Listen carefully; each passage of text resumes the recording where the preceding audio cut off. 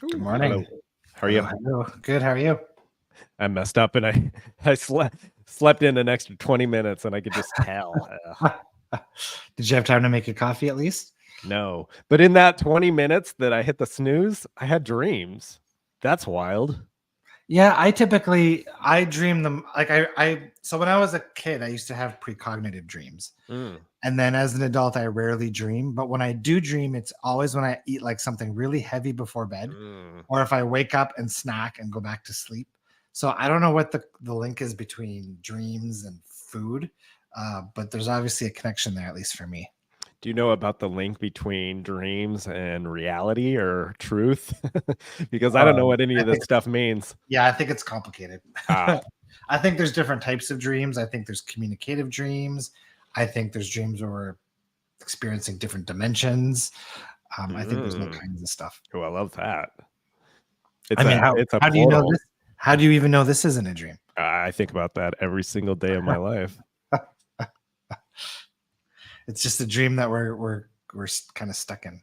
Wait, do you like it more of the dream or like the Matrix? I like the Matrix. The Matrix was Matrix perfect timing. Yeah, but it's also like reinforcing, like especially the stuff we've been doing with the sports predictions this last week. Like, yeah, obviously there's way more to reality than what humanity gives credit for. And that's the stuff. I still don't. How do you do on this last one? Never mind even our bets, but like that the SciDev like GPS location. Did you get the Louvre? I didn't do that one. I didn't have time yesterday to do that one. The last one I did was the Hollywood sign. Okay, and you got that? Yeah, it was pretty good. I like, one of my impressions was like Lego pieces. How it was like individual pieces, which I got, and I had like the up on a hill, and so much fun. Yeah, I got like for the Louvre, I had like, it was like an orb, like a semicircle, and then it started glowing, and I just saw that as like the sun rising. Yeah, it'd be quite reflective. I've been there before, and you tasked me the Louvre like last month, didn't you? I remember doing a Louvre tasking recently, and I drew the triangle. I drew like a pyramid. Yeah, we did something like that. Yeah. Good morning, Lydia. Do you? So yeah, now you feel way more confident in the viewing. Your sketches are getting way more detailed. Yeah, and I mean not just because we're doing like 3 to 5 a day, you and I. Yeah. so I also like brought my remote viewing books out of the bookshelf. The realization yesterday is that I do better viewing when I listen to music versus like the hemisync stuff. I also picked up a book. It's in the other room. I think it's called Drawing with the Right Side of the Brain. Yes. Which is a required reading for all the remote viewers, all the military viewers. And then what I assumed was it was an art book to like better sketch your targets. But what it's really about is awakening the left side, artistic side of the brain, through specific drawing exercises, so that, and that's where that intuitive information comes from. So I'm really excited to dive into that, even though I'm not excited about sketching. Yeah, is that what it is? It's having you practice in the book? I think so. So I just went through chapter 2, and you have to create this viewer thing where it's like a piece of paper where you cut out the middle to like look at different parts of images and sketch them and stuff. So it's really, I really think it's going to like awaken different neural pathways in the mind that isn't typically trained in society. Yeah. I did have a question about that because I'm left-handed. So I wonder if I'm just naturally, for you, everything would be reversed. Yeah. You think that, or is that what it is? I think your two brain hemispheres are swapped. If you're like left, I think maybe not. I could be wrong about that. I think it's just I'm activating that already naturally. Yeah, maybe. Yeah. Maybe I don't even need a book. But I mean, your sessions have been getting better and better by leaps and bounds. Yeah. Okay. They've been all right. But then stuff like that happens where it's like, well, why wouldn't I see a triangle? Why wouldn't I see the Louvre? Why wouldn't I see structure of a thing?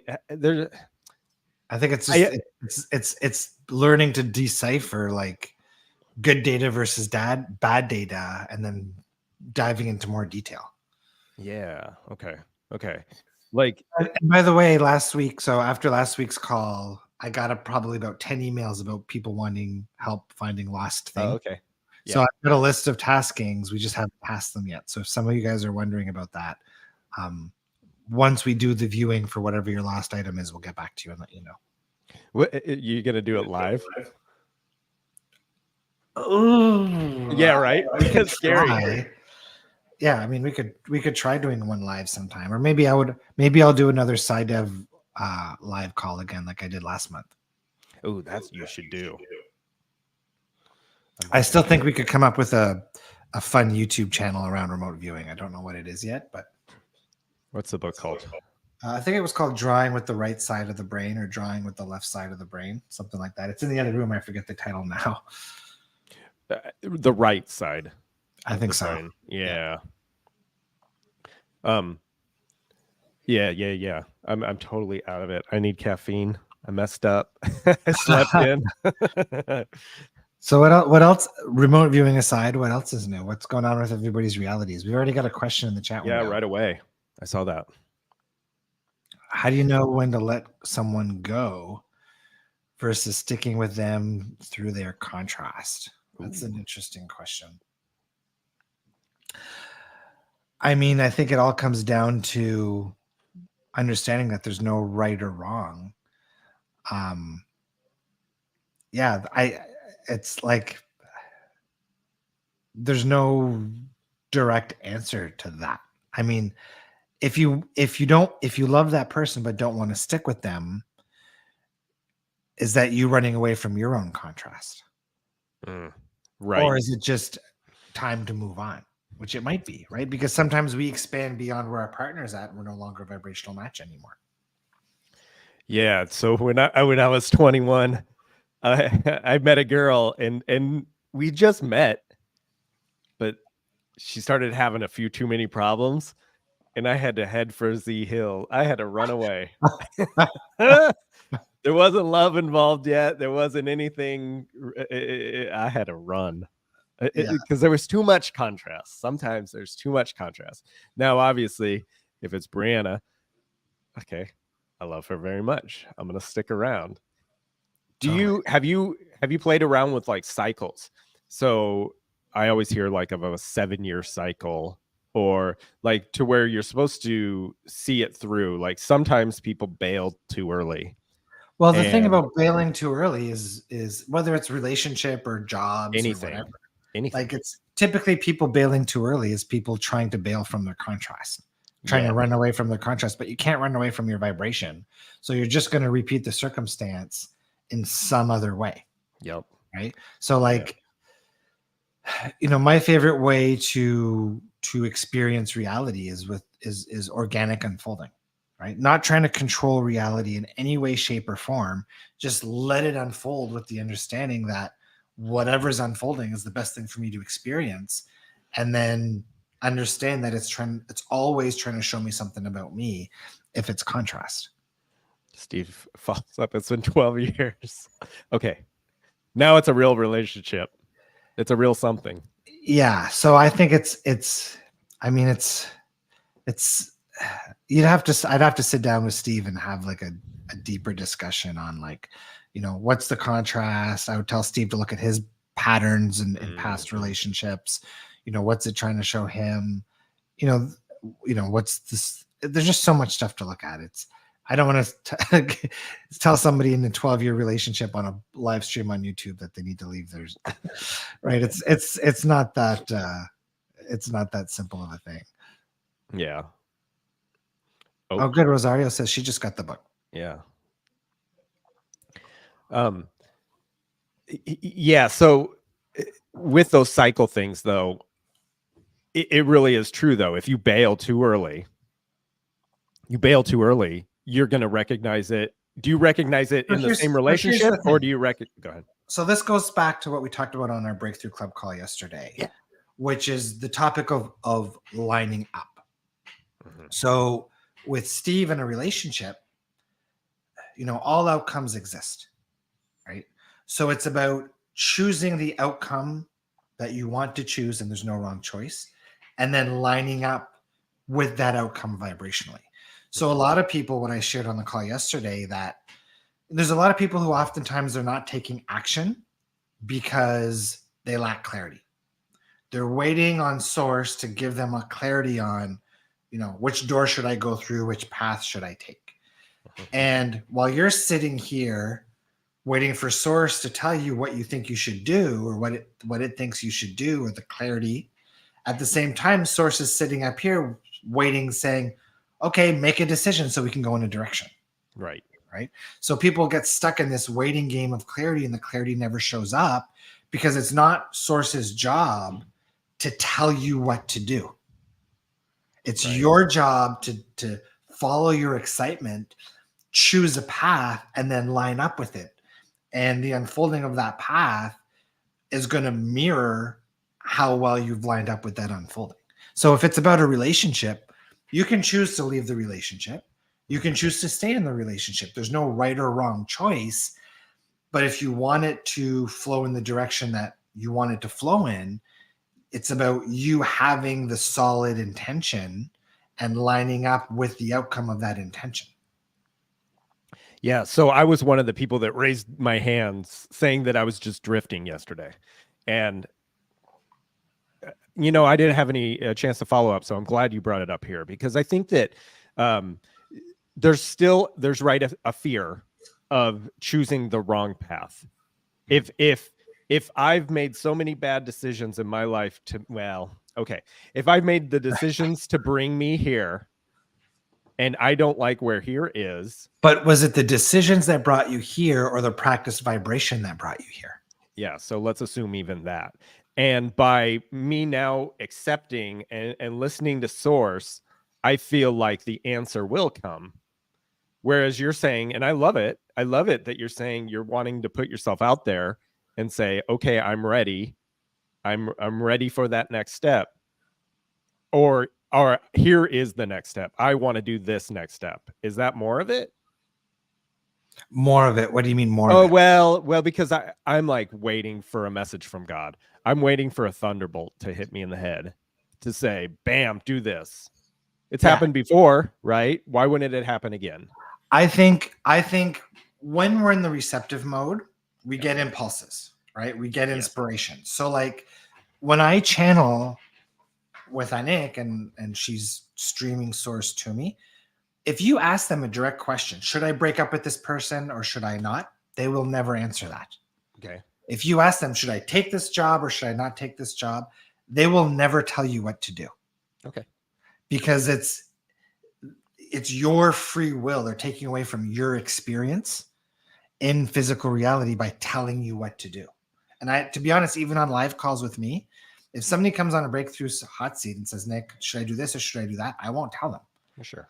I'll help them clear what's standing in their way to getting the clarity of what action they might want to take. But I would never tell somebody what to do. Yeah. Do you think that in that case, just choose, just go, just do whatever, do one? Why wouldn't you? I think it's funny. When we were in Mallorca years ago, we were walking around in a plaza and I had this, what's that Jim Carrey movie that he has to say yes man. to everything. Yes, man. So like the thought popped into my head that like, what would reality look like if you lived as yes man? Yeah. If you said yes to everything that dropped onto your doorstep, that would probably be the quickest path to the most amount of expansion anybody has ever experienced. Yeah. Yeah. Did you try it? No. You should have said yes. I should. But yeah, but it's, what this conversation is really about is about understanding that there's nothing to fear in your action taking. Okay. Because at the end of the day, whatever action you take, if it's an undesired outcome, it's not because the action was bad. It's because the vibration you practiced as you stepped into that action wasn't lined up with the outcome that you were reaching for. Okay. But it's still showing you what you need to know for the shift to eventually get to where you want to be. Yeah. So I would bet a lot of people are like you. I think you said floating was floating yesterday. And I feel that.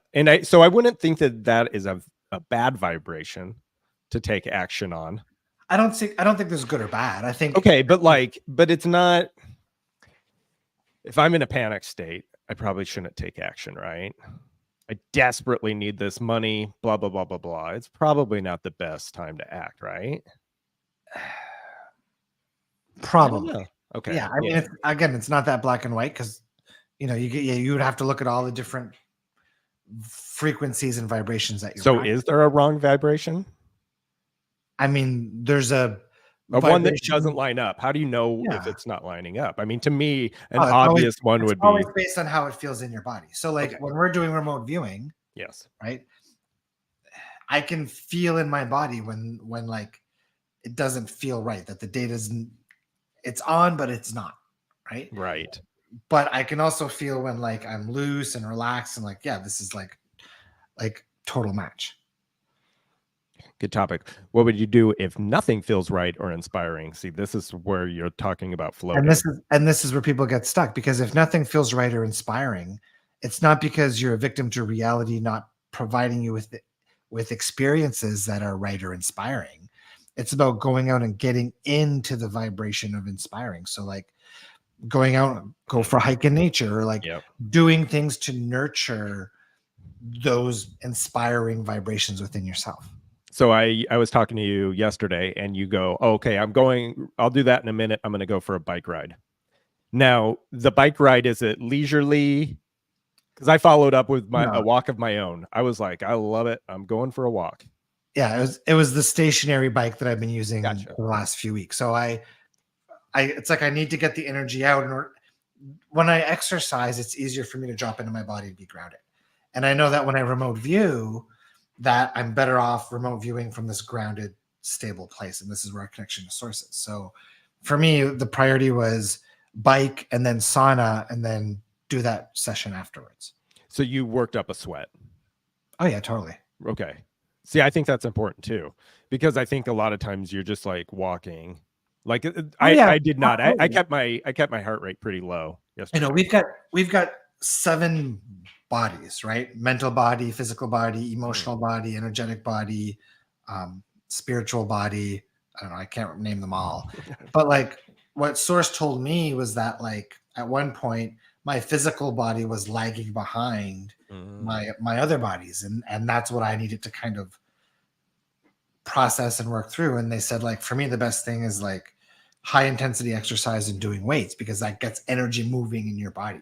A lot of people have a lot of stagnant energy because they're not doing anything with their physical body, and energy stagnates there, and that gets in the way too. Yeah. Could you feel it, or you needed them to tell you? I can feel it. I mean, in the past I wasn't consciously aware, but even when I was a kid, like if I played a lot of sports. So if I had, let's say, volleyball practice, I knew that if I tried doing my homework before volleyball practice, I couldn't sit still and focus. But after volleyball practice, after all that energy was out of my body, it was much easier for me to focus. Do you try meditating after that too, or? Well, when I went in the sauna yesterday, it's like a meditation. Okay. Oops. Yeah. This one. Isn't it about use mind with coherence? Is soul nudge? I don't know. Soul nudge. Is that just like impulse? That's the lightning bolt. Is soul nudge? Isn't it about use the mind with coherence with soul nudge? Yeah, many people avoid decisions because I'm not sure. Okay. I'm with her on the floating thing though, like with saying nothing feels right, Well, and to the point where a lot of people are floating because they're not taking actions, right? okay, Or they're taking all their actions from the same vibration, so nothing's changing. okay, Or they're busy distracting themselves from what wants to be hmm processed by always being on social media or their phones or their TV or their video games or their books or what have you. right. So it's almost like you could be a superpower because so many more people are gravitating those ways. Like I heard yeah, it was yesterday, 6 hours a day in front of a screen, 6 hours on average.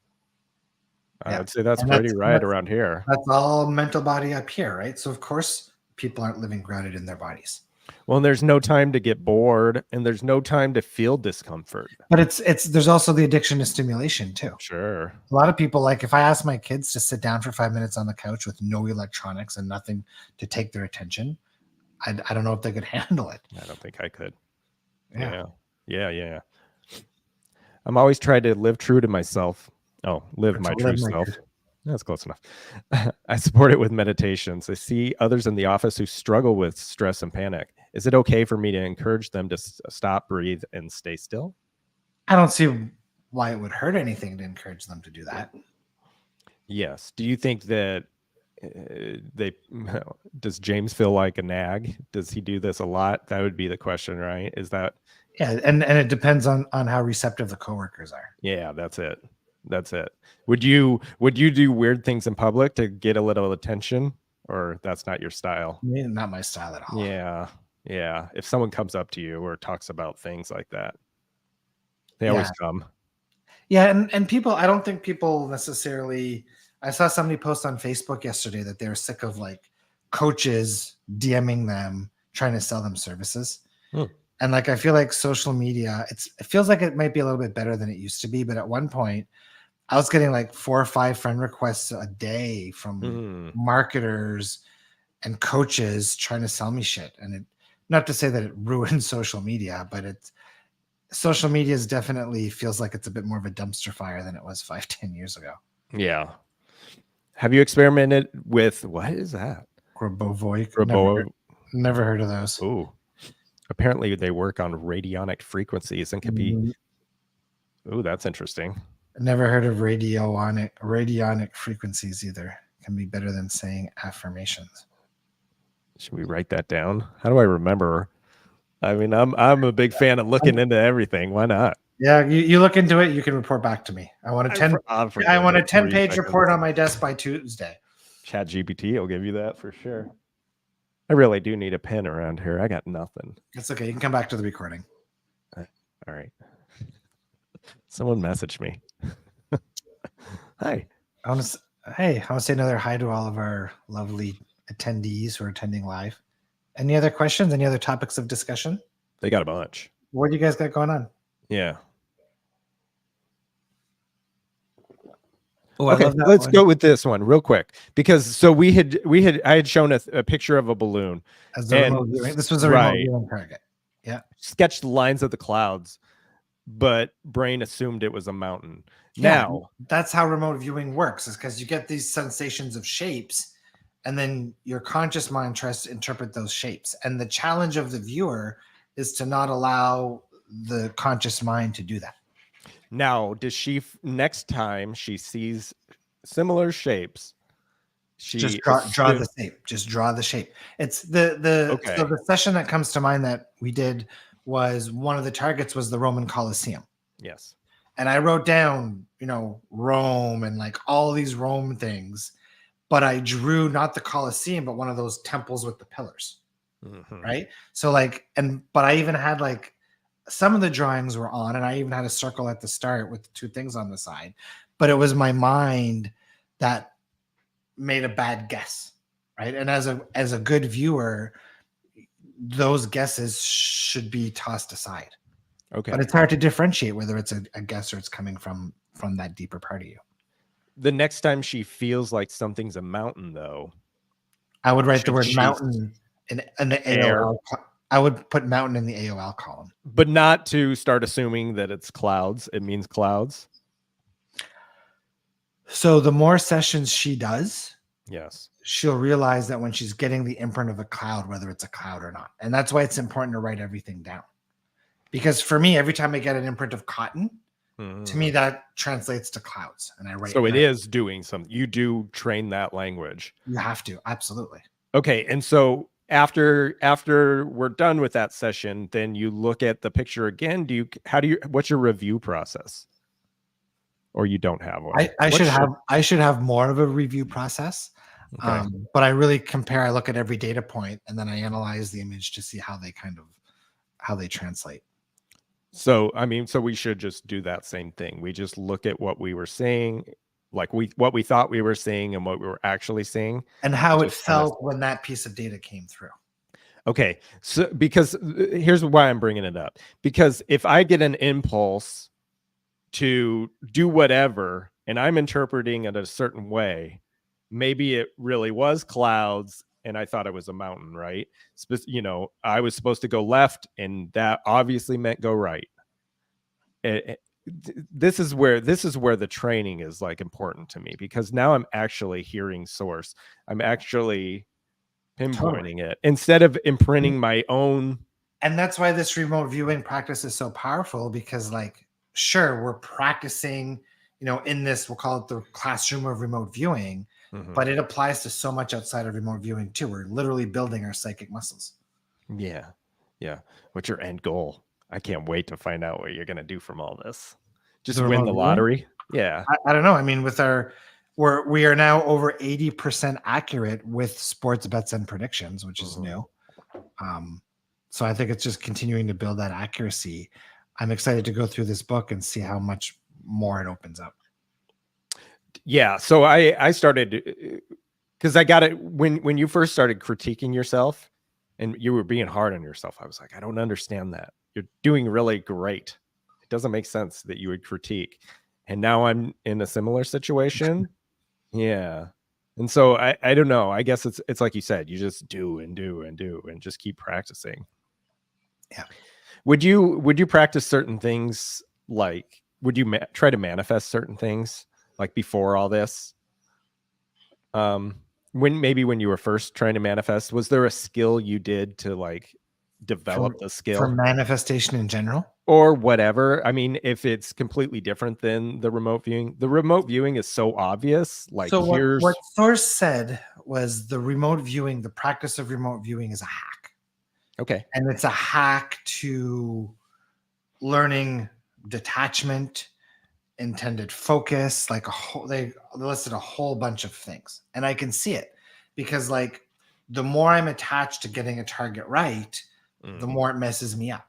So now when I go in to do a session, it's about like working my way to that relaxed, unattached place. And I can see how that translates perfectly over to manifesting, anything really. Sure. Right. Yeah. Is it a thing where you could do, like you were saying, okay, I'm sketching the winner. I'm drawing the winner. Yep. This is the winner.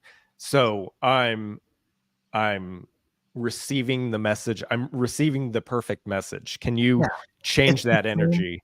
It's the same certainty of like getting in the Abraham-Hicks hot seat, where instead of being, oh, I hope she picks me, I hope she picks me, it's putting your hand up and saying, okay, my turn, I'm right here. Yeah. Right. And like I get in the hot seat like 13 times now, something like that. And every time I go, I'm second or third in the hot seat. And that's exactly what I do. Right. So now it's translating that certainty and that choosingness over like the hopefulness or that state of doubt. Gotcha. How do you keep your energy stable and high vibe when you're making big decisions? These choices are exciting, but also nerve-wracking. For example, 3 children and never done that. So I would say the nervousness comes from fear of getting it wrong, right? So once you transmute the fears behind it, then my guess is that nervousness will greatly diminish. Fear of the unknown, fear of getting it wrong, those types of things. can she try this method of just shifting the whole experience? And would you do like, do you do could, like a visualization of it? Like, oh, no, you here's can the perfect just, thing. just do it. So it's like this certainty, right? Okay. So with the remote viewing, we went from 0% with the wagers to like over 80% when placing wagers. And the way that I did that was stepping into the certainty muscle, stepping into the like, I'm not trying to guess the target or sense the target. I'm telling my reality, this is the target. I love that. Right. Yeah. So as we continue to practice this remote viewing and placing the wagers and building that certainty muscle, which is what it's really about, is this certainty muscle. Theoretically, if I can build this certainty muscle strong enough, I could walk into a convenience store and I could say, give me the $1 million lottery ticket. Okay. And from that energy of certainty and expectation, if you're truly there, it's got to manifest, right? Because manifestation is expectation minus doubt, right? If you have zero doubt and 100% expectation, it's got to happen. With the 3 kids though, and you can expect this is the way they're going to be. I want this kind of behavior from them. I want, this kind of love, and other things will come into play too, right? That will help support that. And I wouldn't go into all the little details. I would just like, yeah, moving next week, it's going to be awesome. The kids are going to help out. They're always great. And this is the lining up step, right? Because if you're lining up with your ideal unfolding, well, if there's part of your mind that creeps in and says, ooh, but kid B always causes trouble, they never listen, blah, blah, blah. Well, then that's trying to get in the way of you lining up. And then it's up to you to change that story and the beliefs to better align up. Yeah. Just had a major setback with a client as an artist. And I'm an actor and I feel like I just want to act. Okay. Just act. Something? Yeah. Just act. And it's not a setback, right? So it's only a setback if you perceive it as a setback. So, in reality, if you're perceiving reality with this things are always working out for me, it's not about things working out. It's about having the realization that these co-creations are meant to bring you in the expansion. If you had a setback, it's because that setback was a match to the vibration you're practicing. And now it's an opportunity to gain the awareness of what that vibration is so you can work through it and then not re-experience that, so-called setback. Does using certain words matter in all this? By saying setback, is it a really negative thing? I mean, setback is just an indicator that that's how you're perceiving it. Well, that's what I'm saying. And so if she's just saying, it's like, I love it. So if you watch Bashar, I love it when Bashar has his hot seat and somebody gets in the hot seat and then they're like, oh, I just got dumped, or oh, I just lost all my money. And his response is, how exciting. Right? So like, if you can get excited about your contrast. Okay. I love that. Right. Then like, you're going to experience it in such a different way. Yeah. I mean, it is an experience. Why does why does taking action feel uncomfortable at first, but then it starts to feel good? Ooh. I'm guessing maybe fear of the unknown. Okay. So go into the discomfort and feel it. Ask yourself, I feel this way because, and see what comes up. Yeah. You can probably practice any of it. I love what he says here. Let's go. He said, isn't this not the path of least resistance? The path of least resistance is not the path of least discomfort. Okay. People think they associate that like path of least resistance is the path of least discomfort. The discomfort is just showing you where you're not lined up. Okay. Makes sense? It's a nuance. So what is the least resistance? So I would say the path of least resistance, the way I would label that is the path of quickest unfolding. Okay. The path of most direct unfolding. Okay. Right? And like, if something has not unfolded in your reality, it's because you still have resistance to that thing. You're not a vibrational match to it. So like, the path that your inner being has you down is not a physical path. It's a vibrational path. Yeah. So if you want to be an engineer at IBM, and this is engineer at IBM, and you're here, well, your mind says, okay, well, I got to go to high school. I got to get good grades. I got to get into university. I got to find a job opening. I got to apply for the job. And then it's going to happen. So your mind creates a physical path from here to wherever. But like the physical path is irrelevant because you will experience this once you're a vibrational match to this. And sometimes that unfolding, that physical unfolding is part of the journey. But really, the unfolding is always about source saying, how do I vibrationally line this person up with that experience? Right. And staying in that like is often, right? I mean, you really, really want something and it's paramount. Are you staying in that vibration? So like for me, like let's say the next thing I want is really big, but I'm very attached. Okay. Source says, okay, Nick needs to learn how to be detached. How do we get him there? Right? What experiences does he need to have in order to really find a new level of mastery and detachment? I know, remote viewing. Sure. Let's send some nudges to get him back into playing with remote viewing again. Right? Right. And it seems like with remote viewing, develops your trust to and ability to hear your source and voice. 100%, right? Yep. Yeah. But it's not necessarily like a audible voice. Like for me, the data comes through impressions. Something. Intuition. Yeah. Everybody, it's going to be different. I was feeling that it's different. I still haven't figured out the GPS, the location of it. Now, you said yesterday, what's the flag look like? Yeah, sense the flag. Yeah. Got the colors right. I got the colors right. Or even sense like up or down, right? Okay. What side of the equator is it on?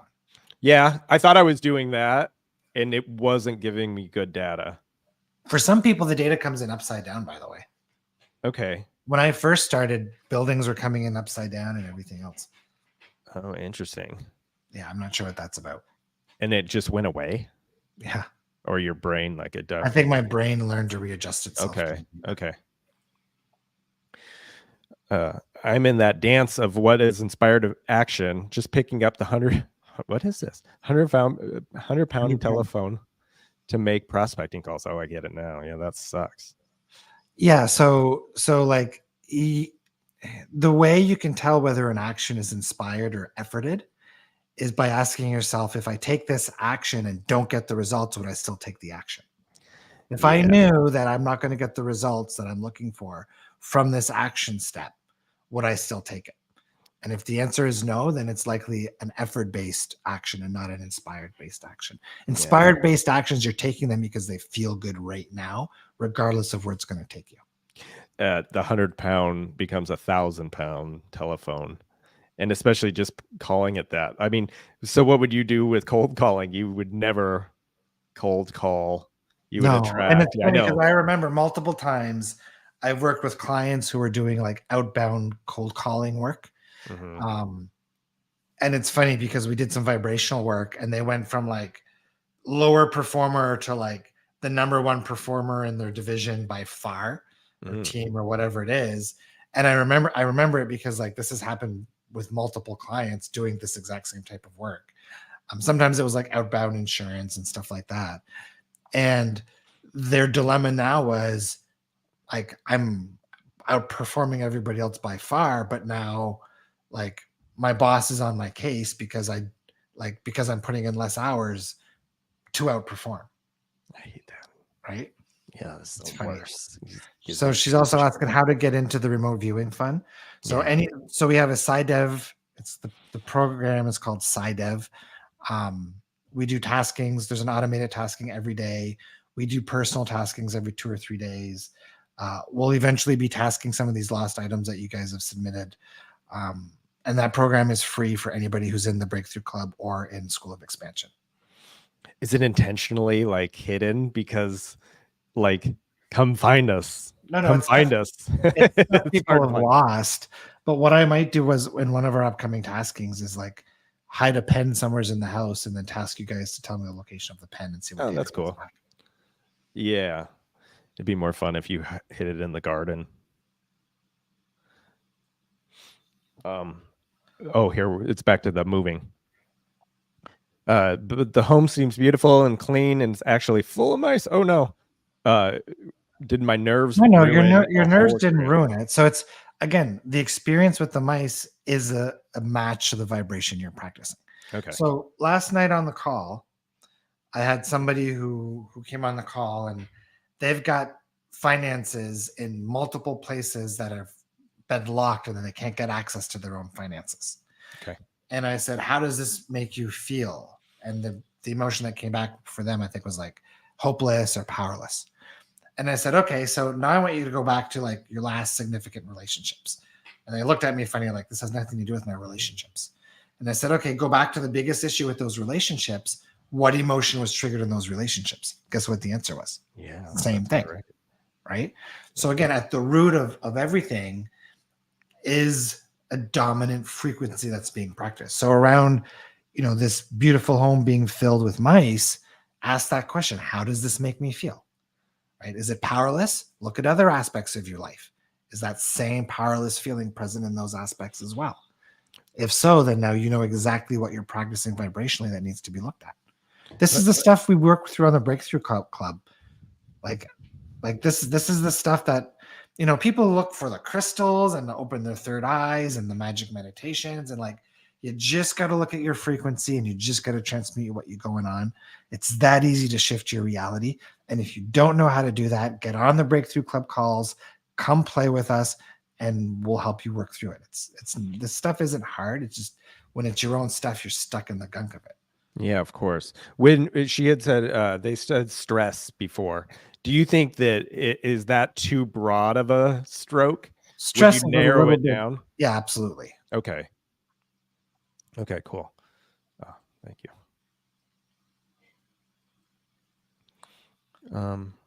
Is that it? Okay. At first I felt that way, but weird, I can't explain it.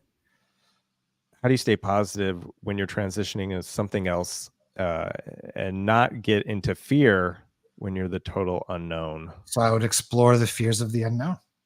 Yeah. Right. Knowing where anything is going is an illusion. Okay, sure. Right. Because only the now exists. Nobody has any idea where they're going to be in a year from now or 6. You can think right? And there might be momentum towards experiences, but really we have no idea. Yeah, and you could practice it, right? And it's not even our job to know. Knowing brings comfort to the inner critic if we have fears of the unknown or fears of what's coming next. But our job as humans is really, as a 3D, 5D integrated human, which is what we really want to be. Right now, present moment is the only thing you ever need to look at or worry about. What about fake it until you make it? What do you think of those words? I think there's a difference between fake it till you make it is typically I'm pushing against something that I'm practicing that I don't want to be practicing. Okay. So like, I am good enough. I am good enough. If I'm trying to fake it into good enoughness, then I'm probably practicing the opposite and pushing against the opposite. Instead, you want to allow yourself to acknowledge and feel the not good enoughness and transmute it so you can release it, so you don't have to push against it. Feel even the fear, or what the fear is making you feel about yourself, I suppose. Transmute it. Yeah, I see that kind of as the same thing, but it's really about understanding that like our unwanted circumstances in reality are happening for us to show us what we're practicing that's not serving us, where we're giving our power away. Right. Every time we experience a breakthrough that shifts our perspective, our brain is rewired. We are the new versions of ourselves, correct? With every single change in thought or perspective, you're a brand new person. You're a different person. Different frequency, different person, different reality. Yeah, you let me in on the call yesterday. It was a lot of fun. And there was definitely this bubbling energy. Like they were lit up. They were really they're so powerful. And it's funny because like, man, if people only knew how powerful they really are, it's like I see a society where most people are living feeling stuck, feeling powerless, feeling a victim, feeling like they can't have what they want, whether it's money, relationship, career, whatever. And all of that is inner critic bullshit. But it's propagated because most people are not living empowered. They're not living connected to source. They're not flexing their certainty muscles. They're not working through the shit that's holding them back. And a lot of people are aware that there's shit there, and they're maybe scratching at the surface a little bit, but like, you saw it on the call yesterday when I did the clearing work with one or two people. Like, you can shift big things really quick from the right vibration with the right tools and the right techniques. Yeah. And even, I mean, changing society is one thing, but the 50 people or whoever on that call, they could be shifted. But you change society one person at a time. Right. If like everybody on this call joined the Breakthrough Club and came on and had the courage to work through their shit, well, within like 6 months, they would all be in brand new realities. Yeah. And people would take notice and they'd be like, wow, Lydia, like what's going on? How did all of this happen? Come join the Breakthrough Club and find out. Right. Go connect to Source and find out. Figure out and learn how powerful you really are and see what happens. And that creates those waves of ripple effects. Yeah. Yeah. So many practical nuances today. Thank you. It's true. You're killing it today. Yeah. I mean, I love the word practical, right? Because a lot of spiritual stuff makes sense intellectually, but there's a big difference between understanding spiritual concepts like being in the now. A lot of people struggle with that concept. Okay, yeah, I know what it is to be in the now, but like, how do you really integrate that lesson? Well, it's about grounding yourself into your body, right? Yeah. Really being present. And like, there's a process to that. There's a path to that. Yeah, for sure. Oh, does my partner's approach to life, giving off lower victim stress, pressure frequencies, affect my life's outcome if I'm aware of my frequency, etc., and trying to stay upbeat? So no one person's vibration can ever impact somebody else's vibration unless we allow it. Right. So if they're stress and pressure, if you're putting responsibility on your shoulders to help them not feel the stress and the pressure, then you're likely allowing the circumstance to impact your own vibration. With people like that, do you kind of put up a barrier? I think the first step, you can't help somebody else from a lower vibration. So like something I would teach the facilitators is that you can't uplift somebody any higher than the vibration that you're currently practicing. Okay. Right. So the first step is finding your own alignment. Okay. And then in assisting them in whatever inspired ways come, but it's never about trying to fix them. Because if you're trying to fix them, you're actually propagating the experience of needing to fix. Right. Yeah, that's tough. How long did it take you to not fix people? Or even like you said, Source never gives you a direct go here. It's saying, well, it's free will. You do your choice, but here's this advice. How long did it take you to like stop trying to fix? For me, I've always been excited about problem solving. Right. So like in math class in school, they would have like this really complex problem to like get bonus points on your test. And like I would skip the regular test and I would go straight to that first. Yeah. Right. Which is a dumb thing to do. But so for me, I've always been driven and excited by complex challenges. When I worked in tech, I was the guy that people came to when there was a complex problem that people couldn't solve. Right. So, that's what allowed me to develop and bring, that experience and that flavor into the personal development world and the self-help world. And that's what led to the attraction point audit tool and the belief tree and all of these tools that I've developed to help people shift their vibrations. Now, the downside to that is when you're always looking for things to fix, while you're also creating a reality where you're always attracting things needing to be fixed. So a lot of my kind of vibrational shifting in my inner work right now has been stepping out of the fix it role or looking for things to fix and just being more in the detached state.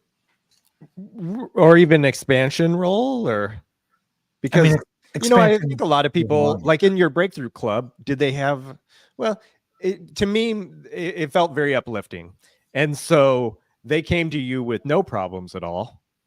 and you were able to, okay, now let's go to this next level. Here's this idea. Here's this, and concept, so, and maybe I was reading it wrong. Maybe they did have problems, but what I was viewing was like a lot of bubbly people excited to just expand. Yeah. I mean, and that's like, when you integrate from 3D to 5D, so 3D, when you're living in 3D, like most people are, your 3D self is focused on like, oh, my bank account sucks, my relationship sucks, I gotta fix this. I can't be happy until all my ducks in my reality are in a row. So a 3D person is pushing against their contrast. A 3D 5D integrated person, and the way I say 3D 5D integrated is because as long as you're in a human body, you're in the 3D. Yeah. And if you're trying to get to 3D or get to 5D if you're trying to get to 5D to escape 3D, you're missing the point. Okay. Right? Because the point is to be able to experience both your source self and your physical self together. And once you've really integrated that, you understand that the contrasting experiences in your physical reality are not problems. Okay. Right? They're not things that are bad or wrong or that you screwed up. They're the things that are there to help you, empower you even more, to let in even more of your 5D source self. And so how much of that is like awareness and expanding your awareness? It's a lot of transmuting the shit that's been holding you back. It is transmuting. It's transmuting. Because I always loved the thing back in the day, and you said, I've got these 4 problems wrong, or I've got this 1 problem wrong, and all these other 4 are going great. Well, just focus on the So if you've got 4 things going right, and all of a sudden you've got lack of money, and all your focus is on lack of money, well, guess what? The vibration of lack is going to propagate here and here and here and here. And next thing you know, you're stuck in this cycle of lack that's tainting all of your reality. And you're not stuck in it, but you got to do the vibrational work to get yourself back out of it. And so would you say you're not aware of those other 4 things, or they're just not top of mind? They're not the forefront of your thoughts, and to shift that awareness maybe. Yeah, but I would also look at the thing that's not going well to identify, what am I practicing vibrationally that's causing this circumstance? What's it trying to show me about me? I was trying this technique, and it was for remote viewing, but they recommended every single room you're in to recognize the room, like to be aware of the room, and because you're noticing like slight variations, just slight nuances. Maybe it's a little brighter, maybe it feels bigger, but because what they said is, with the remote viewing, is when you get to like, a lot of like psychics will give you doom and gloom, because that's what comes to the forefront. They're in a cozy environment. It's climate controlled. It's nice. And so they can really pick up on negative things because it feels bad. It feels cold. But what about like noticing just a little nuance? And so I've been doing it every single room I'm going into. Is, okay, how does this feel different? How does this place feel different? And just expanding my awareness in that way. Yeah, I think what you're doing is you're building your database of like frequency states. Okay. Right. So like, when you hold a cup, you can notice the cup, but like you can also like can you feel the frequency of what this cup feels like? A white mug. Feel the frequency of the white mug. Now in your next remote viewing session, if there's a white mug, I can almost guarantee that you're going to feel that frequency. Right. So what you're essentially explaining is that as you go into these different rooms, you're probably experiencing these rooms in a different way. And that's because, and I don't know what the numbers are, but like our senses receive like billions of gigs of data per second. Okay. And our unconscious mind filters all of that out and just allows through what the conscious mind has the capacity to process. So what you're doing is you're probably allowing yourself to experience more of the data that's maybe less relevant based on what your conscious mind kind of typically receives. Right. And the thought would be, if I go on a walk, can I receive more? Can I pick up on, or again, the whisper? I want the whisper. I want the whisper from God. I want the whisper from source, because it's not a thunderbolt. And so they've been training me for the last 2 years to feel more subtleties. Yes. Right. And that's what happens in stillness. That's what happens in meditation. But most people aren't noticing those subtleties because they're too busy on their phones or doing whatever. In a thing like a relationship, then the subtlety, you could notice when things start to go, they start to go sideways, or pick up on, Totally. Yeah. The subtle emotions that other people are putting out. Absolutely. Mm-hmm. How do you balance your focus when it comes to manifesting dream career and working your 9 to 5? As I understand, wouldn't I need my vibration aligned with the dreams as much as possible? I would ask myself, how does my dream career feel in my body? If I'm living this dream career, what's the sensations that present themselves? And then it's about working your way into that sensation during your 9 to 5 as much as you can. That would be one thing to look at. Experiencing it at the job. Yeah. Okay. Yeah, because I think a lot of people would think that you're then accepting the job. But you also want to look at like the doubts that are present. Okay. So like if I have this ideal dream career, right? Do I have a feeling of doubt that it's not possible in my body? Do I have a fear that it's not possible in my body? Do I have a fear of living out that career, right? Those are all forms of resistance that are pinching off, right? That receptivity. Okay. Yeah, I think that goes back to that cycle too, because I think, what if you leave the job too early and then all of a sudden you found your dream career? Yeah. What if I don't make enough money? What if I fail? Right. Maybe there's doubt that there's not enough job openings in this career. Mm-hmm. Yeah. Maybe there's a doubt that I'm not good enough. That's all stuff you want to work through. All right. Last one. How do I talk about issues that I'm experiencing without lowering my vibration to my partners? Oh, that's interesting. I don't think you have to worry about lowering your own vibration, because if you're practicing it, you're already practicing it. Okay. Right. Sitting in it, I think sitting in it and dwelling on it might add more heaviness to it and lower it more. But like that stuff is present and it's at the surface because it wants to be looked at. Yeah. And you should still tell someone, right? I mean, it's interesting that they would not want to affect their partner. Yeah. I mean, your partner is going to respond in whatever, if you come to your partner and you say, I feel like I'm not good enough. Yes. And it triggers them. Well, that's just showing them what they have to work through as well.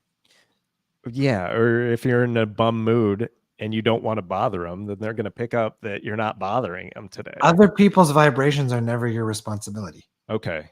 We've got enough. It's enough work to manage our own vibrations that we have to worry about somebody else's vibration. Right.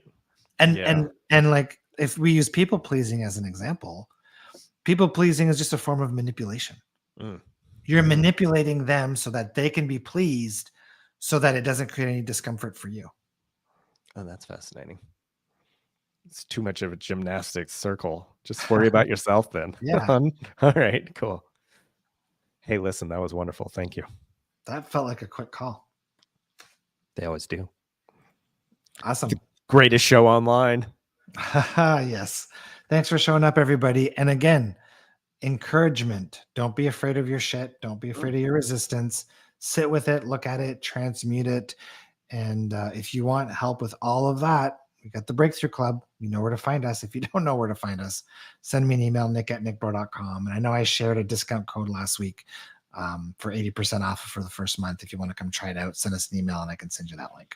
Yeah, thank you so much. That's awesome. Awesome. Thanks for playing. See ya. Check you later.